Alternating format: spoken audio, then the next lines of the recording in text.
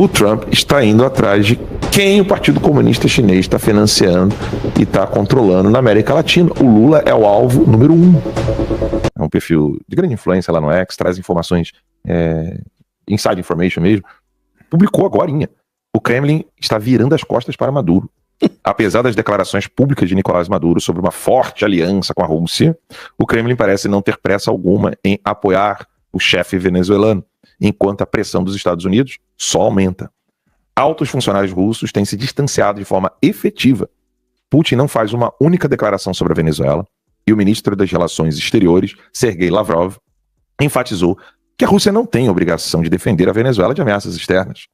A razão é clara. A guerra na Ucrânia drenou os recursos russos e limitou drasticamente sua capacidade de socorrer aliados.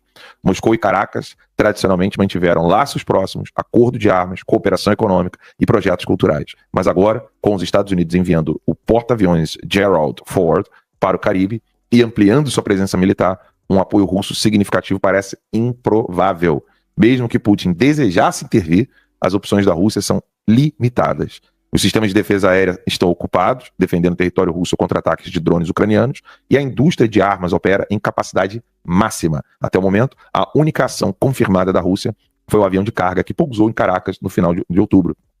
Relatórios sobre a entrega de sistemas de defesa aérea, Pantsir e Buk, permanecem não verificados. À medida que as tensões com os Estados Unidos crescem, Maduro corre o risco de enfrentar a crise sozinho. Como outros chefes aliados ao Kremlin nos últimos anos, ele pode descobrir que, para Putin, a guerra na Ucrânia supera qualquer aventura externa. Que é essa Operação Lança do Sul, né, preparada pelos Estados Unidos. Mandei várias fotos, vocês viram que os Estados Unidos preparou um ensaio fotográfico. As fotos estão demais. Coloca aí, Pedro. Ensaio fotográfico. Não. Dos porta-aviões, dos aviões, eu mandei um monte de foto. Aí agora sim, bota a tela inteira para você ver como é que é o negócio. Cara, os Estados Unidos... Chegou lá o maior porta-aviões do mundo, né? Que é aquele ali que tá no centro, o Gerald. Famoso Geraldão. Geraldão. E os Estados Unidos, na mesma hora, prepararam esse ensaio fotográfico com aviões, com os navios. Mas isso foi liberado agora? Foi liberado agora. Foi liberado agora. Olha lá. Foi liberado agora. Caribe. Foi liberado agora. Assim que o Gerald Ford chegou, eles já foram produzir as fotos da presença militar pesada dos Estados Unidos ali no Mar do Caribe. Cara, isso é recado. Não, total. Caraca, eu tô bobo.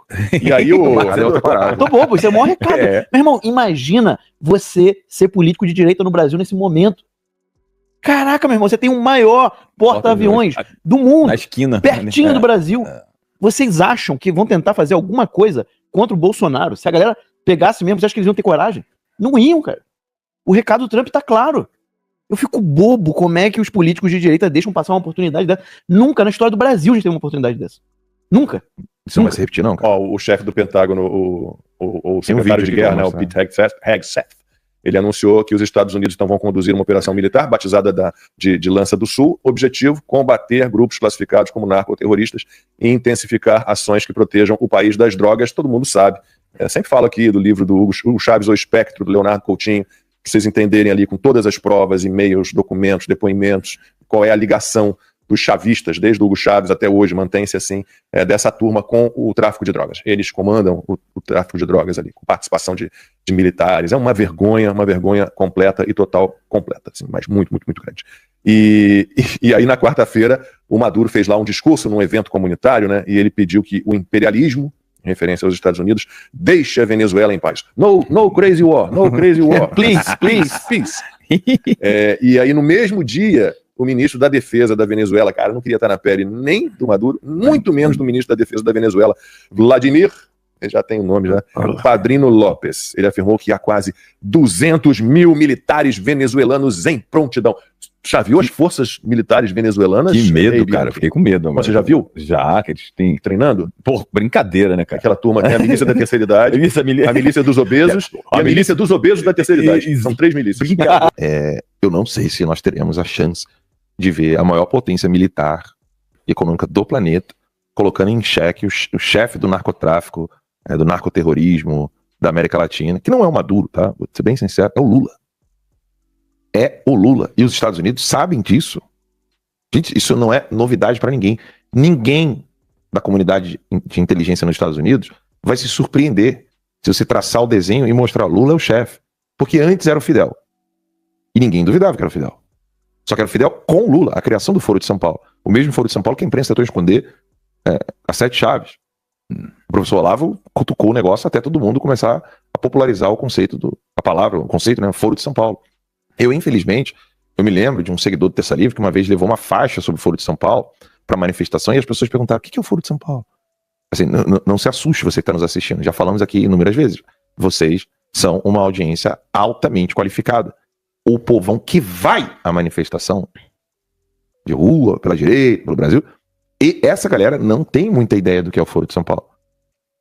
Eu não tenho como dizer qual foi a vez que eu subi a um caminhão e todas as pessoas que estavam no caminhão sabiam o que era o Foro de São Paulo com clareza. Daí vocês já tiram uma conclusão. Essa é a qualidade da tal direita brasileira.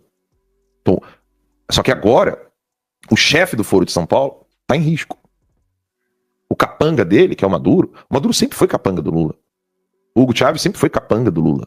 Eles não poderiam dar um passo sem a anuência do Lula.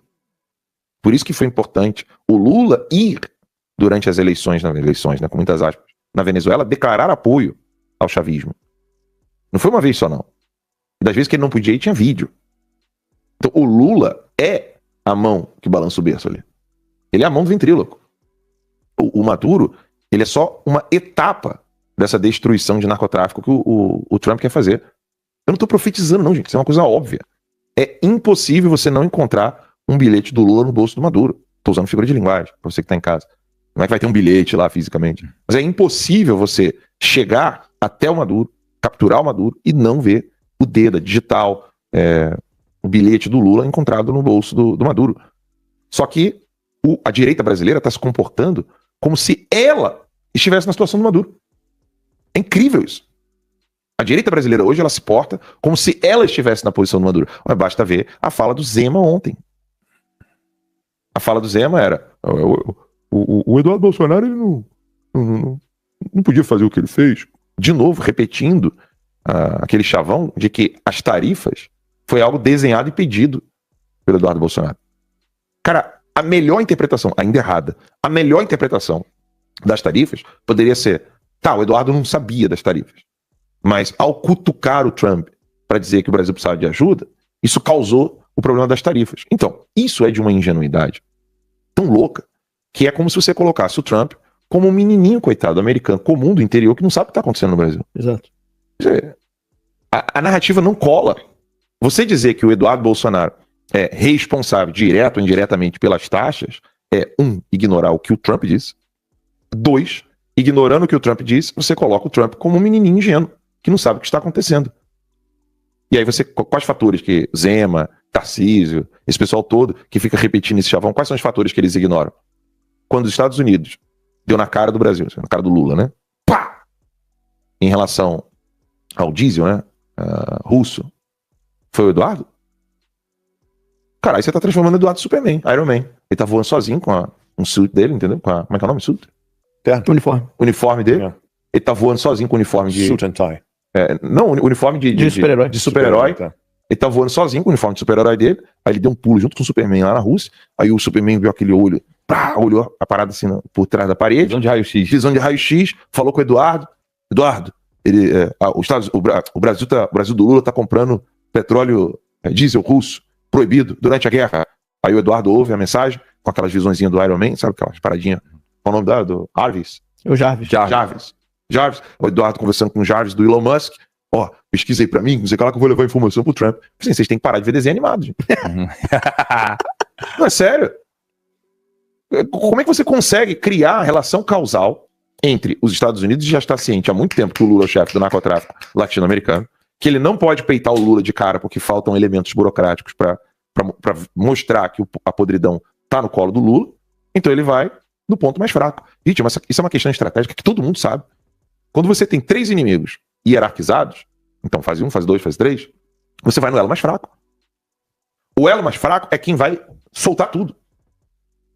Foi assim na Lava Jato, é assim em qualquer operação policial de esquina no Brasil, em qualquer município, qualquer estado brasileiro. Você vai no elo mais fraco para dali você obter mais informações que você não tinha anteriormente, e a partir daquelas informações, tudo aquilo irá justificar de fato, não por narrativas, justificar as outras ações que você quer tomar.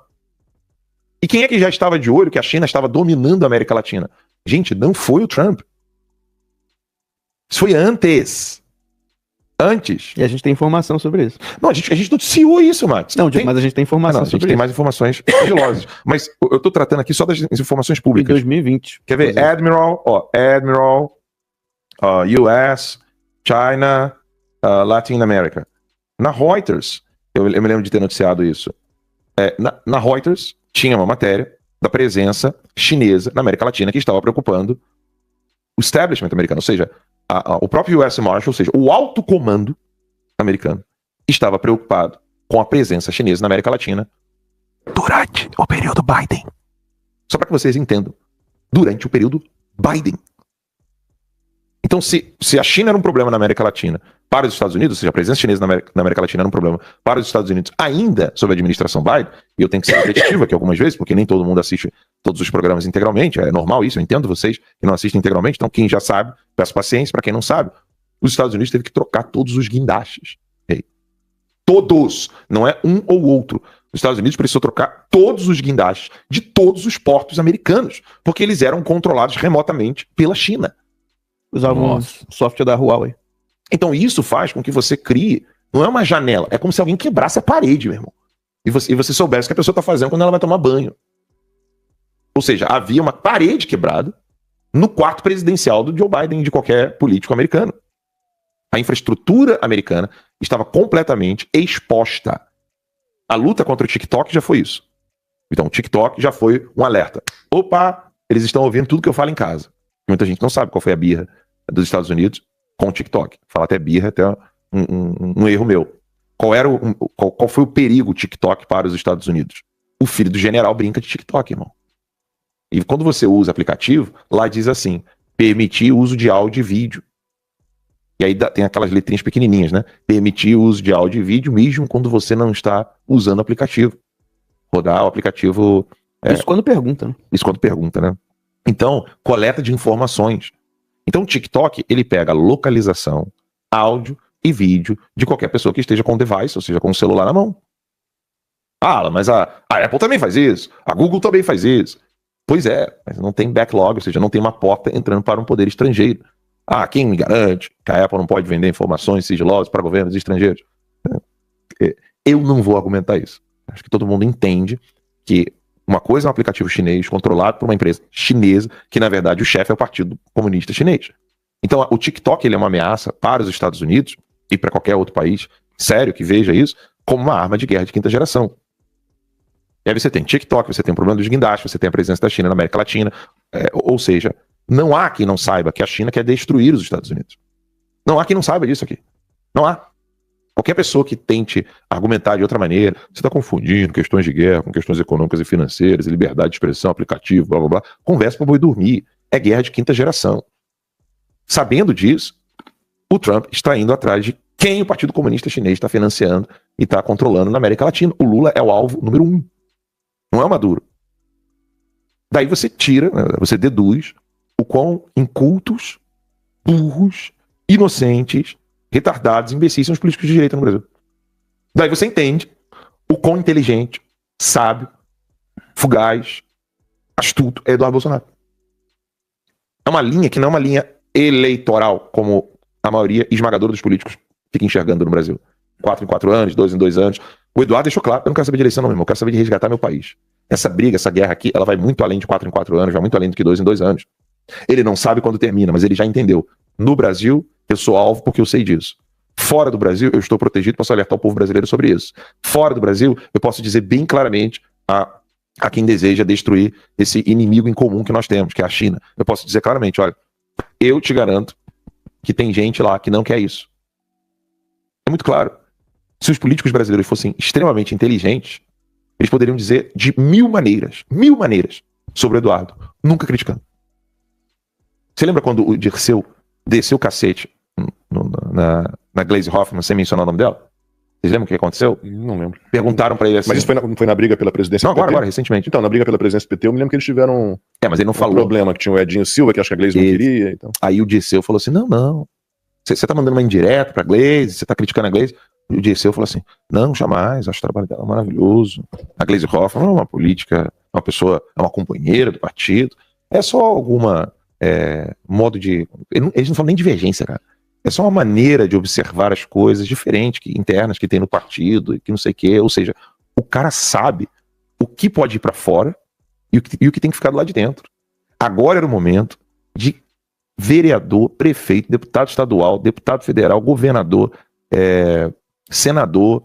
Era o momento de todo mundo dizer assim: Eduardo Bolsonaro é o mito. Você tem mil maneiras de falar isso aí. Você não precisa dizer, parabéns, Eduardo, pelas tarifas. Não, nem a gente falou isso aqui. Nem o Eduardo. O que o Eduardo falou aqui pra gente? Não, porque as tarifas prejudicam o Brasil de verdade. Sim, mas não só o Brasil do PT e do STF. Mas o que o Eduardo falou aqui pra gente, lembra? Ele falou que não tinha falado em tarifa em momento. Ele falou, não falei em tarifa em momento. Inclusive, achei ruim, lembra dele falando? Assim, mas é um remédio. Lembra dele falando isso? Ou seja, você não tem que inventar. Eu acho assim, ele denunciou o que estava acontecendo e os Estados Unidos já tem uma diretriz para aplicar nos países aos quais ele se relaciona. Então, não foi no partido dele. A partir dele é a denúncia. E não o que os Estados Unidos faria, né, depois que ele denunciou o que estava acontecendo. Não,